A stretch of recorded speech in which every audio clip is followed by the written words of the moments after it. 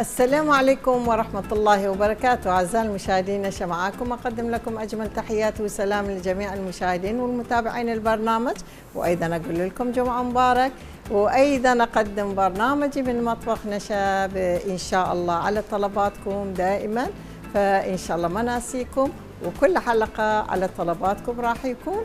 اليوم اللي راح نبلش بالأطباق. بسم الله الرحمن الرحيم. الطبق الرئيسي عندنا مثل ما وعدنا، اليوم عندنا باتشا الاختلاط بالبصل على طريقة العراقية. فاليوم راح أحضر لكم الباتشا العراقية الأصلية، وعندي كفاية، وأيضا احنا أي واحد يريد يعمل برياني أو كفاية، أو إذا ما يحب يحضر الكفاية يقدر يحضر البرياني مالتها. نفس المقادير اللي هسه راح نحضرها احنا.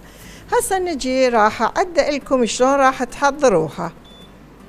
احنا الباتشا نجيبها من السوق طبعا نظيفة، وعندنا ايضا بجنب الكفاية والباتشا لازم التحلية، اما تمر او حلاوة. فاليوم مثل ما وعدنا الاخوان والاخوات اللي راح نحضر لهم الحلاوة الدهينة بطريقة اخرى ان شاء الله، فيعجبكم، وابسط طريقة راح اعلمكم. هسه راح نبلش بالاطباق. بسم الله الرحمن الرحيم. مثل ما قلنا لكم الباتشا شوفوها هنا أنا خليتها على الجدر. ليش؟ لأن حتى يستوي تشوفوها شلون استواء مالتها. احنا نجيبها من السوق ونغسلها أثناء الغسل، إما احنا أو يم القصاب تفتحون الحلق الباتشا وتكسرون خشمها، يعني لازم كسر خشم، وبعدين تطلعون الأسنان مالتها كلها، أو يم القصاب تقولون هو يعرف شلون راح يطلعه. ورا ما يطلعه نجي نغسلها نظيف وأخليها بالجدر. شوفوا مي مالتها شلون أبيض، لأن لا بيها زفرة ولا بيها، فالطعم يكون طيب ولذيذ. هسه أنا شوية فورتها، طلعت الرغوة، غسلتها وغسلت الجدر ورجعتها على الجدر. هسه شنو هنا أنا عندي؟ ترسته بالمي الحار. عندي بصلة واحدة راح أضيفها، أقطعها على 4 قطع، راح أضيف لها هيجي. وهنا أنا عندي شوفوا ورق الغار والنومي بصرة وحود الدارسين وحبات الهيل والمسمار قرنفل، وأيضا هيل حب راح أضيفه حتى ينطينا نكهة طيبة، النكهة الأصلية العراقية. وعندي 2 عدد طماطة، هذا من يستوي تماما شوية يبقى له راح أضيف له الطماطة حتى ينطي نكهة طيبة، وأضيف له شوية ماء حتى يفور. شوفوا هالشكل. راح أسد القفر مالتها، وإذا يطلع الزفرة بالأطراف شو أسوي؟ راح أمسحها بالكلينكس، لأن ينطينا الباتشا الأصلية النظيفة بيضة، ومي مالتها شوفوها كلش أبيض، وهاي الزفرة بالأخير يطلع بالأطراف، هذا نمسحها بالكلينكس مالت المطبخ. هسه هذا تمام. راح نعوفها حوالي ساعة أو أكثر كيفكم، حسب الباتشا اللي عندكم. مرات يكون باتشا كلش تازة خلال نص ساعة يستوي، أنا صاير عندي نص ساعة استوى، فمرات لازم نشيك كل بين شوية نشوف استوى لو لا. وأخلي قبغ من صفحة مفتوحة. ليش؟ حتى لا يتسرب الماء ومن يفور، ولا يروح الدهن مالت الباتشا، يعني هو بيها دهن. وأني من غسلته ورجعته على الجدر خليته نص كوب دهن. هسه راح أجي أحضر الكفاية. شوفوا هنا أنا غسلت 3 قلاصات مي، الرز نقعته بالماء. ورا ما نقعته عندي هنا أنا 500 غرام اللحم المثروم، راح أضيف له هالشكل وأشيل الطبق الزائد.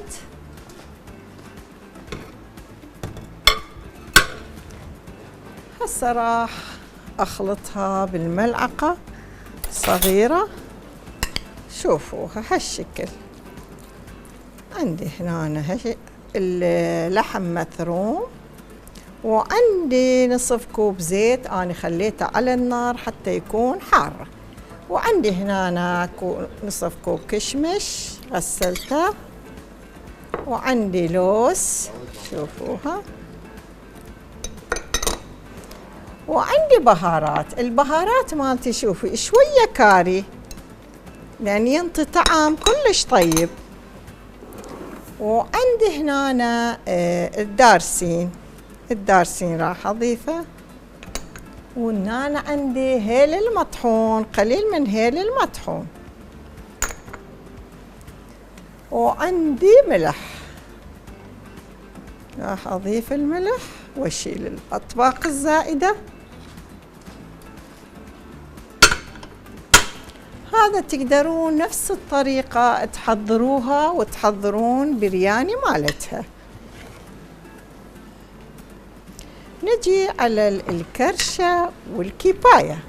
هسه خلي شوية دهن يكون حار. إلى أن يكون حار راح أشرح لكم شلون.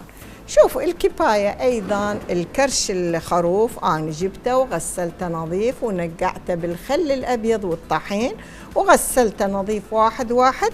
وبعدين خيطته خليت فقط من صفحة شوية مفتوحة حتى أقدر أعبي الكيباية بيها.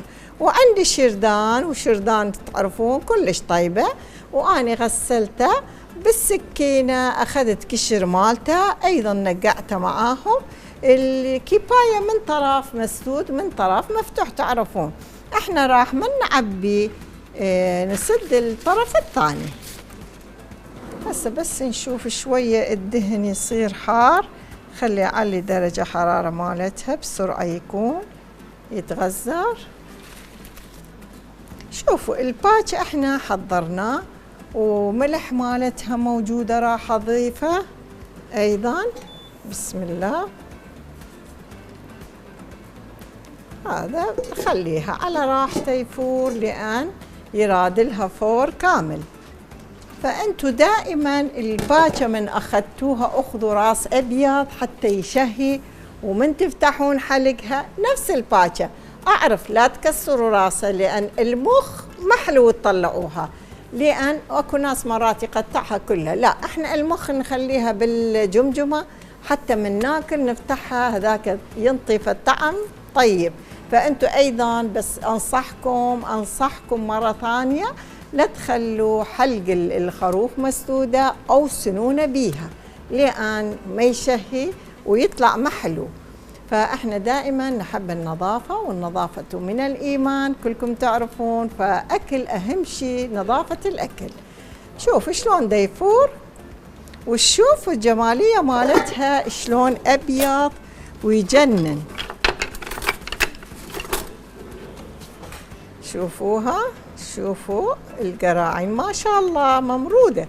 أنا خليتها على النار الهادئة. شوفوها كلش طيبة صايرة لأن مالت الغنم بسرعة يفور. شوفوا ما شاء الله. شوفوا شقد حلو وشلون أبيض يجنن. ونخليها على راحتها واسد القبغ مالتها واخلي من صفحة. هسه بس الدهن يكون يتغزر واني وراها اعبي الكيبايات. واجيب الصحن حتى اعدل بيها.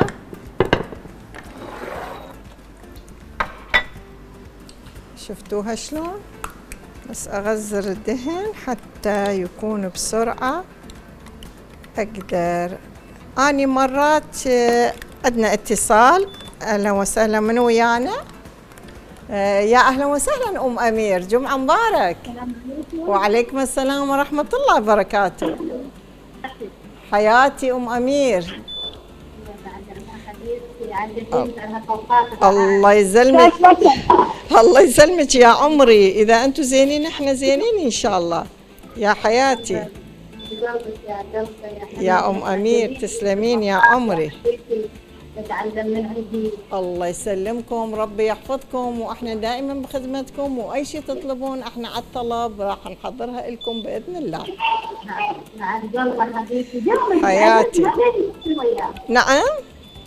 دوما عليك ما تتصل وياهم، ما تتصل دوما جيت الجمعة عندك يومين على قد ما الجو.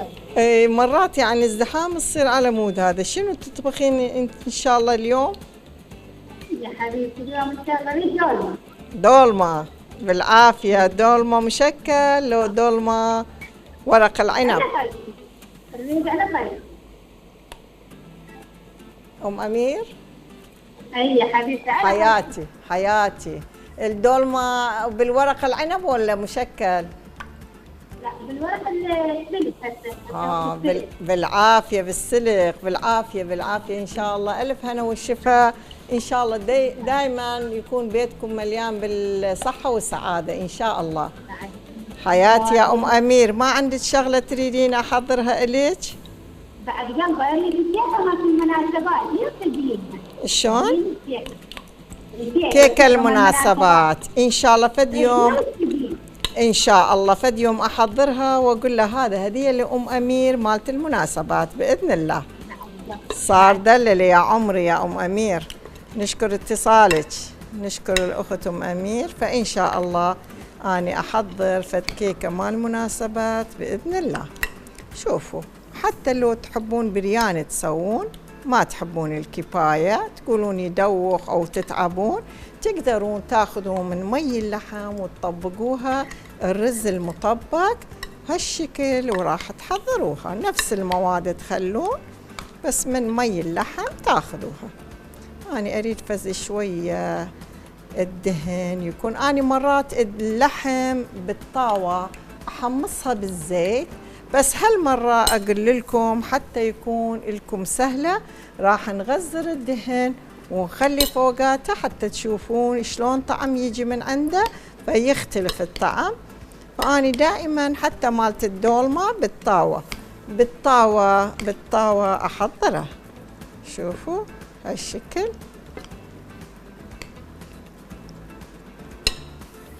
هسه كملنا تقريبا، بس باقينا نخلي الزيت ونعبي الكيباية ونخيطه. بس انتظر الدهن يكون حار حتى عندنا اتصال ابو علي من دياله. يا اهلا وسهلا ابو علي. مرحبا شيف نشا. اهلا وسهلا وعليكم السلام ورحمه الله وبركاته. يا ابو علي يا اهلا وسهلا. أنا صديق البرنامج. أعرف الله يسلمك يا صديق البرنامج، ونقول لك جمعة مبارك إن شاء الله يا علي. علينا وعليك وعلى أمة محمد. آمين أجمعين إن شاء الله. آمين أجمعين. وهذا هدية لكم. الباكر طلبتوا مرة، فإن شاء الله إحنا دائما على طلباتكم يا أبو علي. الله يسلمك. شيف أسألك على كبة التمن. كبة التمن والله كنت ناوية أسويها الحلقة الجاية، بس حلقة الجاية ما يرهم، فإن شاء الله راح أحضرها أقرب وقت لكم. ليش تنفتح؟ أم علي تسويها تنفتح، إيش عجب؟ المشكلة بالعجينة، فأني هسه أشرح لها وأقول لها ليش تنفتح. أشكرك شيف. الله وسهلا. مع السلامة. الله وياك أبو علي، ونشكرك ونشكر أم علي، وأنت دائما صديق البرنامج. فإن شاء الله راح أحضر فت يوم الكبة لكم وأقول له هذا هدية لأم علي. شوفوا هذا الدهن هالشكل، شوفوها، هذا ينتفى الطعم كلش طيب. هذا خلصنا الحشو. هسه أبو علي قال من نحضر الكبة الرز ينفتح، فأني دائما أقول لكم من حضرت الكبة لازم الحشو يكون بارد، فإذا حشو مو بارد ما يطلع طيب، لازم الحشو يكون بارد. وأيضا العجينة اللي تحضروها مثلا كوبين رز تغسلوها وتنقعوها مثل رز المطبق، وتخلون بها شوية ملح وتخلون يفور شوية، يبقى التهدئة ملعقة نشا خبطوا وياها وخلوها على التهدئة، وبعدين أعجنوها بدون أي بيض بدون أي شيء. فذاك الوقت من يبرد حضروها، الحشو بارد، فإن شاء الله هالمرة ما ينفتح، حتى تقدرون تشيلوها بالمجمدة إيش قد ما تريدون يبقى. شوفوا الكيباية هالشكل حضرنا. هسه شوية يبرد وبيدي راح أخلطها، لأن اللحم لازم بيد. شوفوا هالشكل حتى كل مكان يكون بمستوى واحد، لا يكون من جوا تمن أبيض ومن فوق الحشو كامل. لازم الخلط مالتها لازم احنا نعتني به. شوفوها هالشكل. عندنا اتصال جعفر، يا أهلا وسهلا جعفر. السلام عليكم. وعليكم السلام، يا أحلى صديق البرنامج يا جعفر. جمعة مباركة. إن شاء الله أجمعين وياكم إن شاء الله. اليوم ايش طابخين يا جعفر؟ والله باكة. باكة؟ انتوا غشيتوني لو أخذتوا من عندي؟ ها؟ لا ما عندك. الله بالعافية إن شاء الله يا جعفر. وأي أكلة تحب هسه؟ أي أكلة محضرة تطلب من عندنا؟ والله عسيدش ما محتاج أي شيء، بس أنا حبيت أسلم عليك. الله يسلمك يا صديق البرنامج يا أحلى جعفر، ونقول لك ربي يحفظك إن شاء الله، دائما نسمع صوتك بإذن الله. شكرا لجعفر اللي دائما هو من أصدقاء البرنامج. فاليوم طابخين الباكة الحمد لله. أشوف كم يوم طابخة الباكة اليوم. شوفوا من جوا شلون تحركها يطلع الرز الأبيض. لازم هذا هالشكل نخلطها بحيث يكون كل مستوى نفس الشيء. شوفوا هسه تقريبا صار جاهز هالشكل. شفتوها شلون؟ الطعم يختلف من تغزرون الدهن أو تحضروها بالطاوة، تقلون الرز وراها تحضروها. أنا حتى الدولمة اللحم مثروم أطبقها بالطاوة أول مرة، أحمصه بالزيت الوفير اللي أخليها على الدولمة، بعدين أجيب اللب الطماطة والمعجون طماطة هذول ويا اللحم والبهارات وأشياء الخضروات ما أخليها بالطاوة. ليش؟ لأن ما أريد يتعجن. ورا ما يبرد أخلي الشبت أو معدنوس أو كرفس، شنو تستعملون تقدرون تضيفون. فإن شاء الله يكون أحلى دولمة تحضرون. فإحنا اليوم كيباية. شوفوا هسه حضرنا، نجي نعبي. بس أخلي هذا هنا وأجي لكم.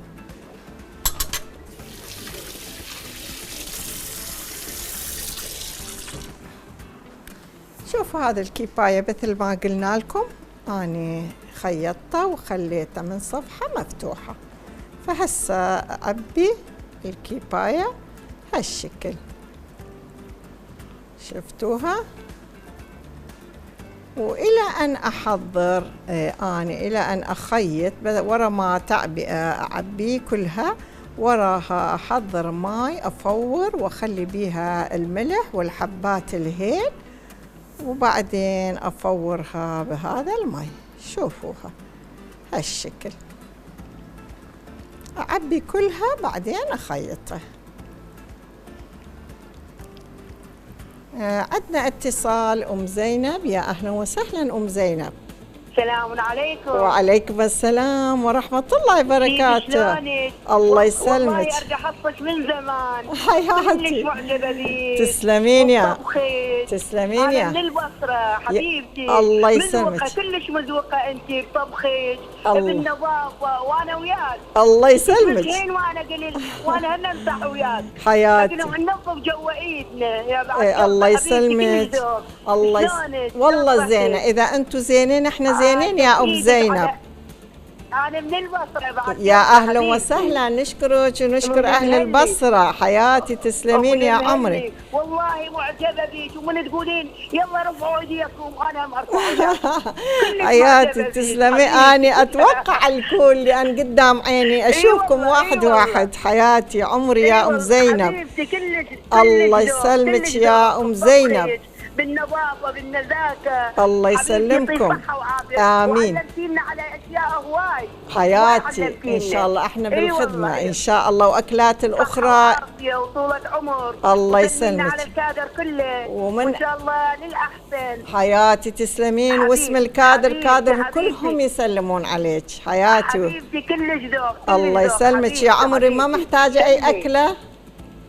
اريد لا جاي تعلميني انت بطبخ. حياتي يا عمري حياتي تسلمين. اهلا وسهلا يا عمري يا ام زينب، يا احلى ام زينب تسلمين. ونشكر اتصالك يا عمري، ونشكر اهل البصره فردا فردا لان دائما يخابرونا، فان شاء الله احنا دائما بخدمتكم.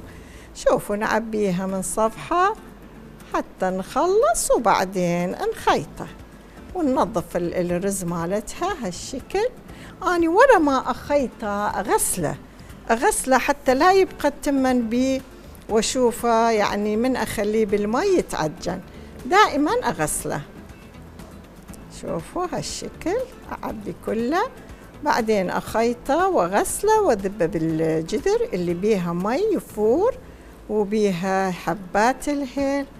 شوفوها أنا من أقيس الكيباية كم عدد آخذ كف رز عليها، يعني على كل كيباية آخذ كف. إذا عندك 10 تخلين 10 كف الرز والبقية اللحم والكشمش والمكسرات وكيفك. وأنا على حسابي أخلي ماما الله يرحمها كان هالشكل يسوي ويطلع عدله.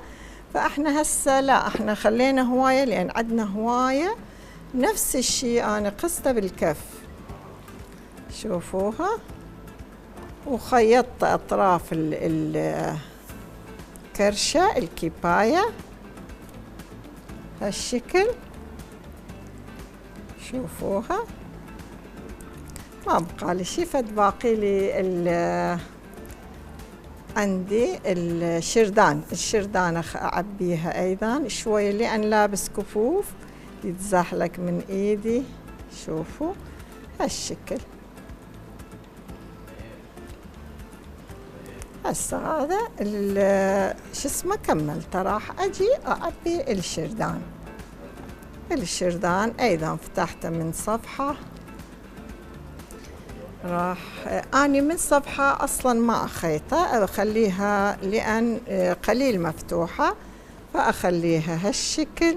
شوفوها الشردان لازم أمشي الرز بيدي حتى يتعبى بصورة صحيحة.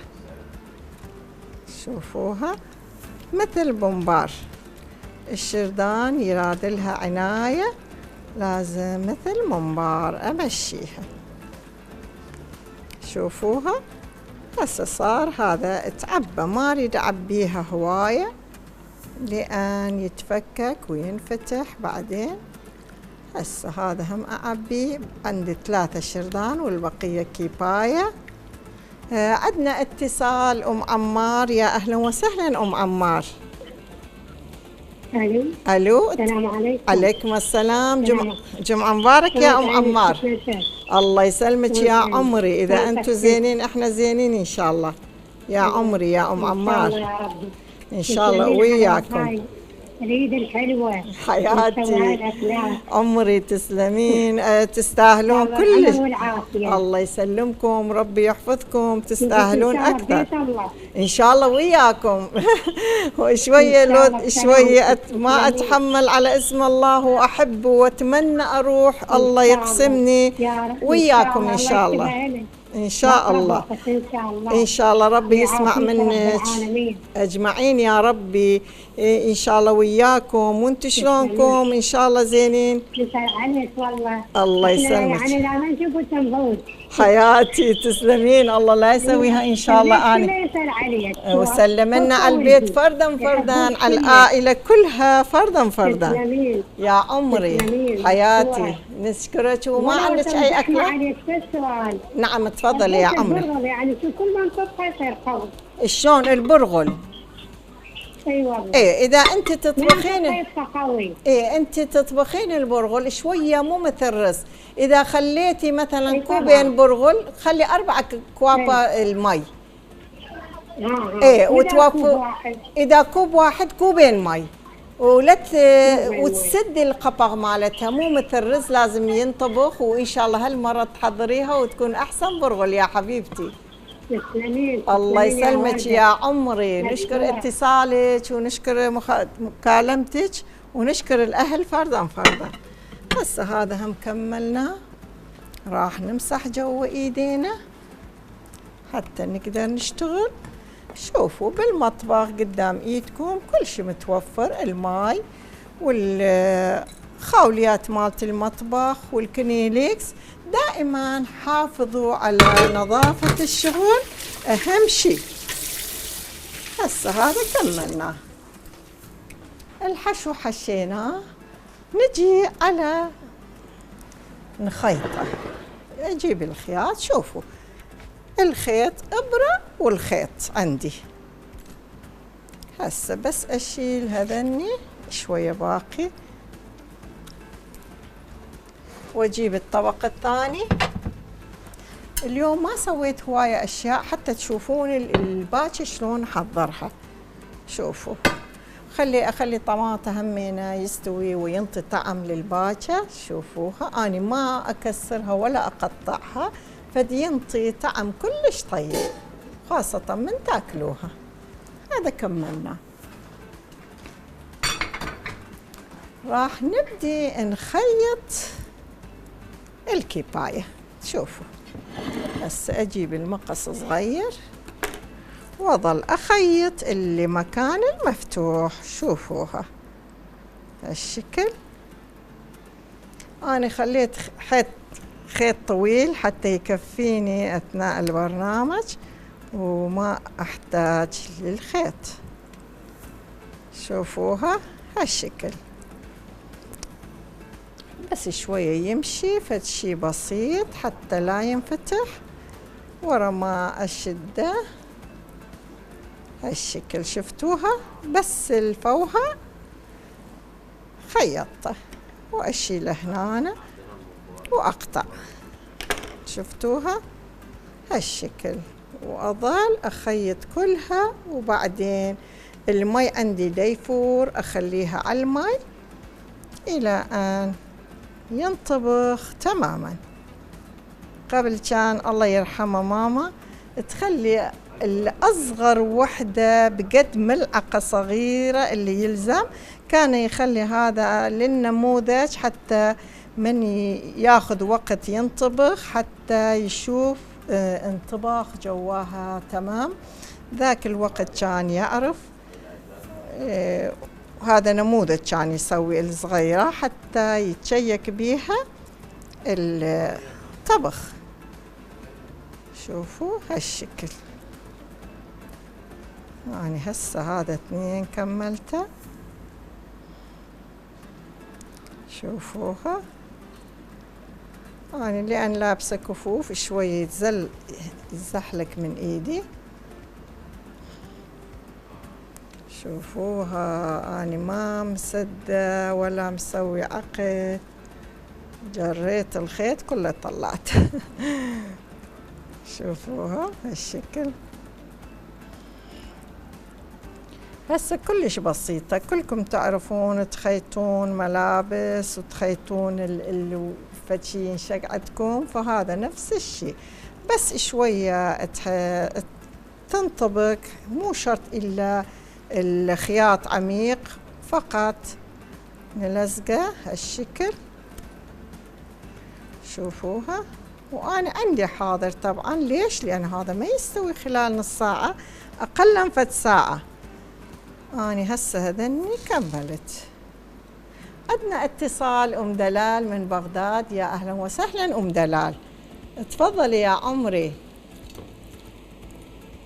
أهلا بيك. ألو حياتي دلال، تفضلي يا عمري. ألو ألو. ألو حبيبتي. احنا نسمعك يا ست دلال ونقول لك جمعة مبارك، فأنت ظاهر ما سمعتينا، فإن شاء الله مكالمة أخرى بإذن الله. شوفوها هالشكل. راح نظل نخيطها إلى أن نكمل كلها، وبعدين نخليها على جدر، نفور مي ونخلي حبات الهيل والملح فقط، ونفوره إلى أن ينطبخ تماماً. أقل من ساعة ما يصير، يعني لازم ساعة يلا ينطبخ. شوفوها، هذا هم كملته. أنا بعدين هذا واحد واحد أغسله، يلا أذبه لأن أطرافه من إيدنا صار تمن. بعدين خيطه. هسه فد كم واحد نخيط.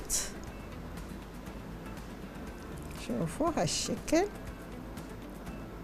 هسه احنا نظل نخيط أعزائي المشاهدين وندخل للفاصل. بعد الفاصل راح نرجع لكم بإذن الله.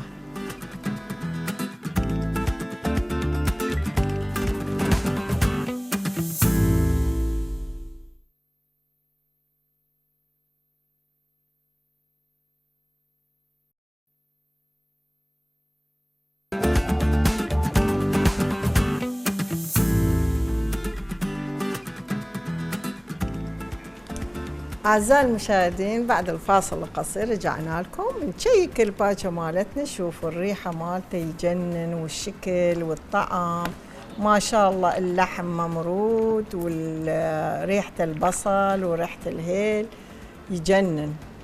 هسه هذا هم نسده ونجي على الكيباية. آخذ هذا وغسله وارجع لكم إن شاء الله.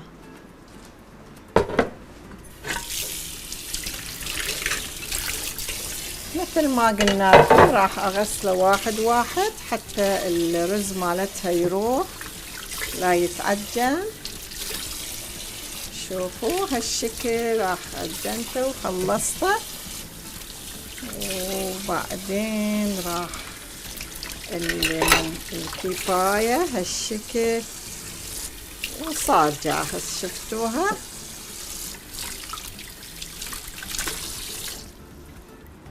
هسه أنا غسلته وجبته. هذا يكون نقطة لكم، لأن مرات إيدكم رز والغلاف يوقع من الرز وما ممكن نخليها على المي. وهنا أنا عندي حاضر راح أطلعها.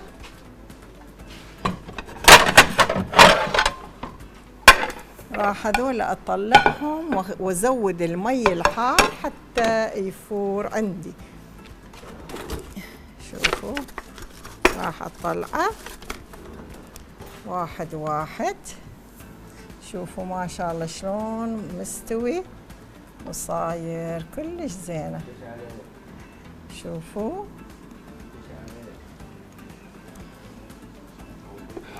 شوفوها كلش طيبة صايرة. أطلع كلها واخليه على الصحن مالت التقديم، وافور المي زيادة لأن هذا أخذ مي هواية، فأني راح أفور المي. شوفوها، يعني احنا قلنا لكم ساعة ياخذ زمان، فهذا أخذ ساعة زمان واستوى حاضر. ليش احنا شرحنا لكم؟ حتى تشوفون شلون ايش قد ياخذ الوقت. هذا أجيب المي عادي وآخر وأفوره، لأن همين ليش كبيت المي؟ لأن بيها رز، حبات الرز، فما ممكن. هسه بس أخلي هذا وأصبه. هذا أخليها نص ساعة مي بارد، وعندي مي حار حتى بسرعة يصير يفور. هسه هذا هم أخلي بيها الملح وحبات الهيل. عندي هنا حبات الهيل، شوفوها حبات الهيل راح أضيفها لأن ينطي نكهة كلش طيبة. وعندي ملح راح أخليها يفور، وراها أضيف الكفاية وأفور المي. يعني هسه هذا الكفاية راح أخليها هنا. شفتوها شلون صار جاهز؟ راح أحمي مي همينة، أخاف أحتاج.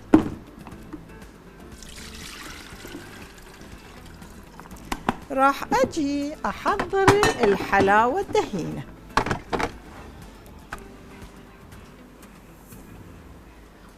هسه مي يفور، بعدين نخلي مباراة والكيباية حتى يستوي ساعة زمان. شفتوها؟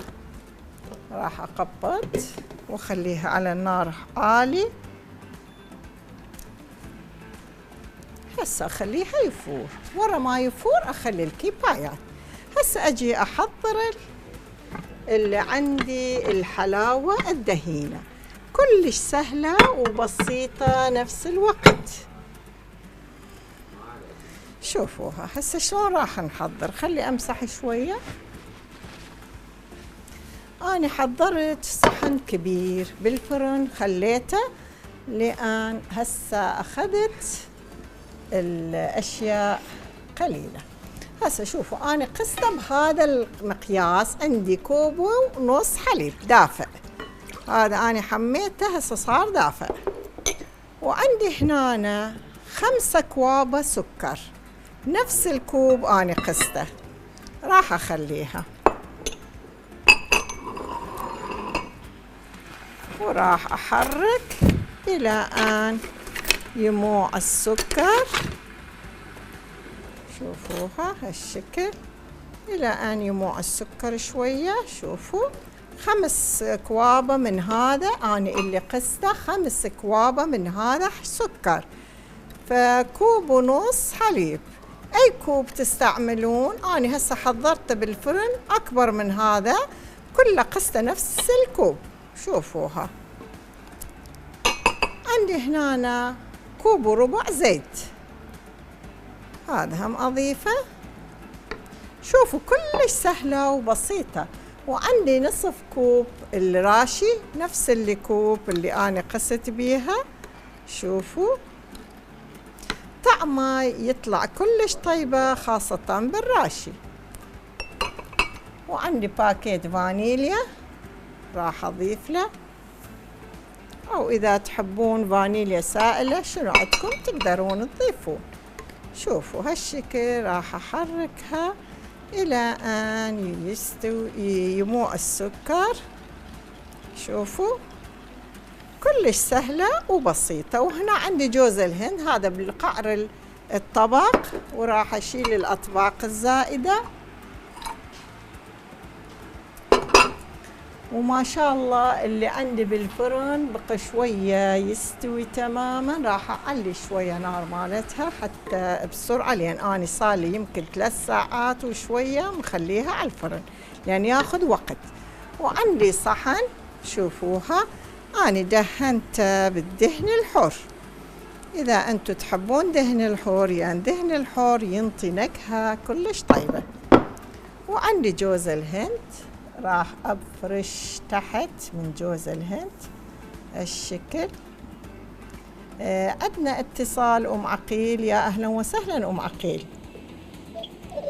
الو السلام عليكم. وعليكم السلام ورحمة الله وبركاته، يا أهلا وسهلا يا أم عقيل. تفضلي يا حبيبتي. بس أطلب مرقة السبيناغ. مرقة السبيناغ إن شاء الله تريديها أعد لك هسه، لو تريدين أحضره فد يوم وأقول له هدية لك؟ لا أريد تحضرينه فد يوم وتقولي لي. إن شاء الله صار دللي يا عمري، فهذا يكون هدية لك بإذن الله. وماكو أي أكلة بعد تطلبين؟ حبيبتي لو عمري يا عمري يا أحلى أم، إن شاء الله مكانك بقلبنا، وإن شاء الله دائما نسمع أصواتكم الجميل وطلباتكم واصل إن شاء الله. والله أنا يوميا متابعتك وهيك أحبك. حياتي تسلمين يا عمري، وأنا أحبكم بوجودكم أنا هنا إن شاء الله بإذن الله.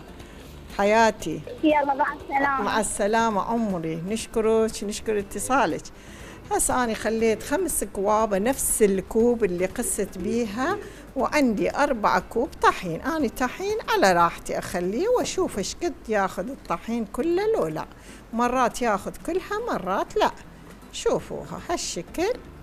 وأنا دهنت الطبق مالت الفرن، أي طبق عندكم بس يكون شوية شو اسمه، مو يكون طبق خفيف أو ألمنيوم، فيكون شوية ثخين حتى لا يحترق، لأن احنا راح نخليها مدة طويلة أكثر من 3 ساعات، مرات ياخذ 6 ساعات حسب نوعية الفرن.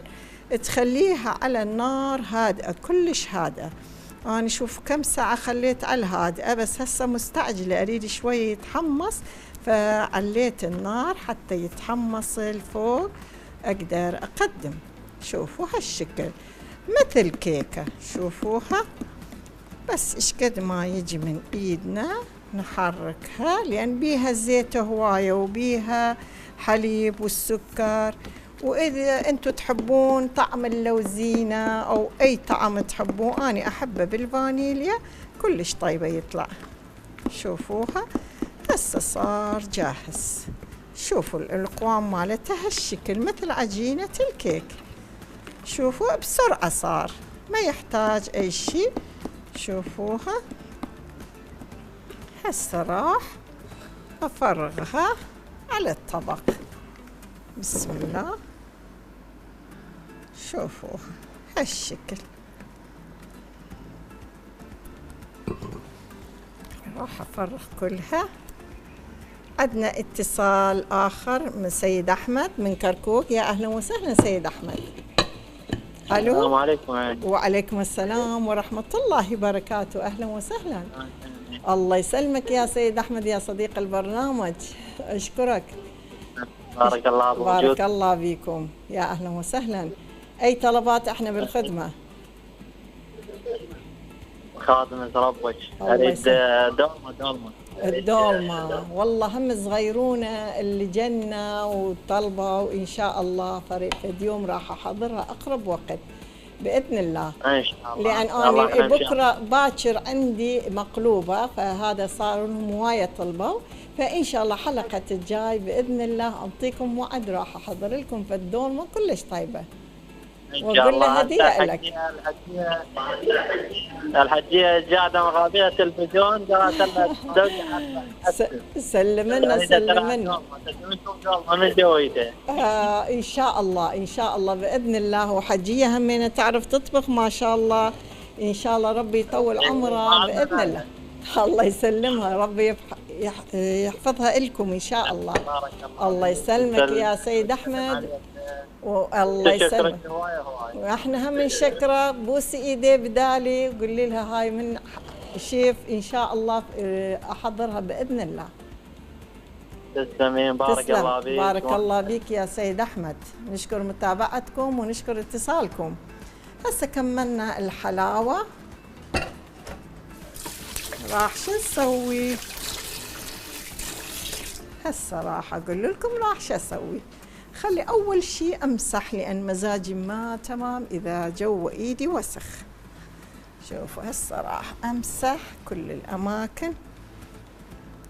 أني الحلاوة كملته، لازم من الفوق أيضا راح أخلي جوز الهند هواية حتى من يتحمص ينطينا شكل والطعام جميل جدا. شوفوها هسه هذا كملنا. شفتوها شلون؟ هذا كملنا. شفتوها؟ حضرنا.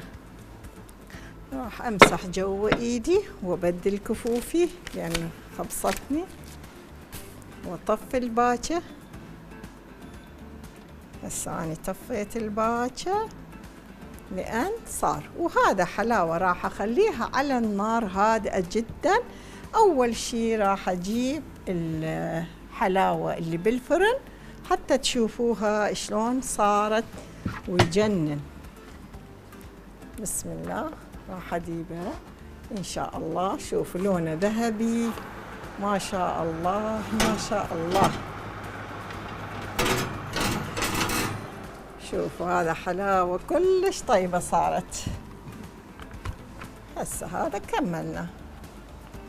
راح أخلي هذا. بسم الله. أنصيها على النار هادئة حتى على راحتها يستوي. هسه احنا كملنا الحلاوة، كملنا الكفاية، وكملنا الباكة. هسه نبدي نصب الباكة.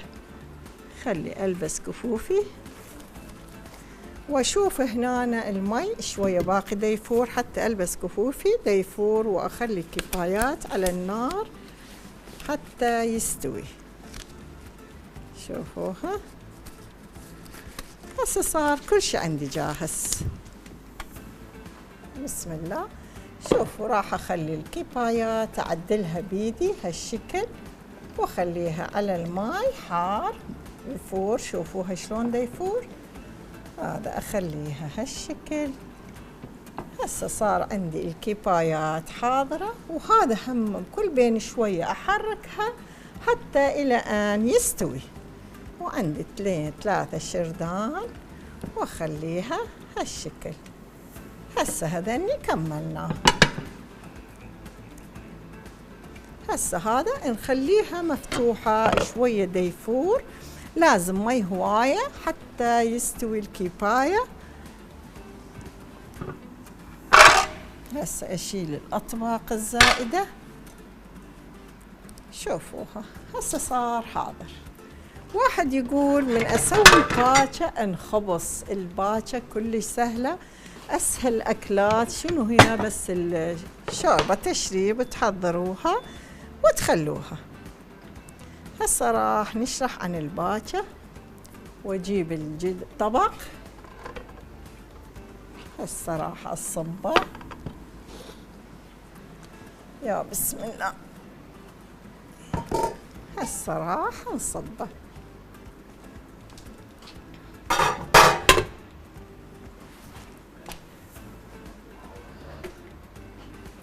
هسه راح أصب من مي مالتها. شوفوا عندي ثريد راح أخليها. بسم الله هالشكل. والثريد لازم يكون ثريد مالت العراق خشن. شوفوها كلش طيبة يطلع. ونخلي اللحم والقراعين. شوفوها ممرودة أصلا.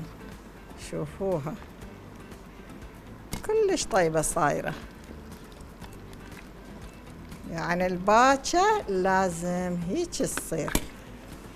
هذا هيك خليناه. وإذا تحبون النومي تقدرون تخلوها هنا. شوفي هذا ينطف الطعام كلش طيب. وإذا تحبون طماطاية، شوفوا طماطاية كلش طيبة هالشكل. وأجي أصب الشوربة هالشكل أيضا. إذا تحبون تصبون الشوربة بهذا الشكل حتى واحد على راحته ياخذ من الجدر من الصحن. شوفوها ممرودة ما شاء الله. وشوفوا المي مالتها اشقد نظيفة وبيضة. أنصحكم حتى اللحم من تحضروه حضروه هالشكل، فوروه وراها شيلوا الزفرة مالتها وتخلوها. شوفوها هالشكل. التشريب مالتها والباكة الكبيرة. وهذا ما أقدر أشيله. شوفوها طبعا ممرودة. هسه كملنا. شفتوها شلون وصار جاهز. هذا باكتنا والكيفاية والحلاوة. أيضا تقدرون تاكلوها بالبصل والفلفل كيفكم. تقدرون بالبصل والليمون، خاصة الليمون طعمه بالليمون. تقدرون الفلفل والبصل والليمون والطماطة. أعزائي المشاهدين عساكم الحلقة عجبكم بإذن الله. فإن شاء الله راح نكون حلقات أخرى على طلباتكم بإذن الله. فإن شاء الله اليوم عجبكم، فإن شاء الله راح نكون باكر وياكم. وأيضا لا تنسون احنا ما ناسين طلباتكم، فعلى طلباتكم راح نحضر كل أكلاتنا بإذن الله. أعزائي المشاهدين وين وصلنا؟ لأن انتهت الوقت وياكم ما حسينا، وسمعنا أصوات الجميل وسمعنا تلفونات، أخذنا تلفونات. ومن كادر من اسم الكادر سلامهم خاص لكم. وهسه وين الايادي مثل الاخت قالت، انا اعرف كلكم شايلين ايديكم لان وصلنا للنهايه، ما اريدها نهايه، ان شاء الله باكر راح اكون وياكم اقرب وقت. والسلام عليكم ورحمه الله وبركاته.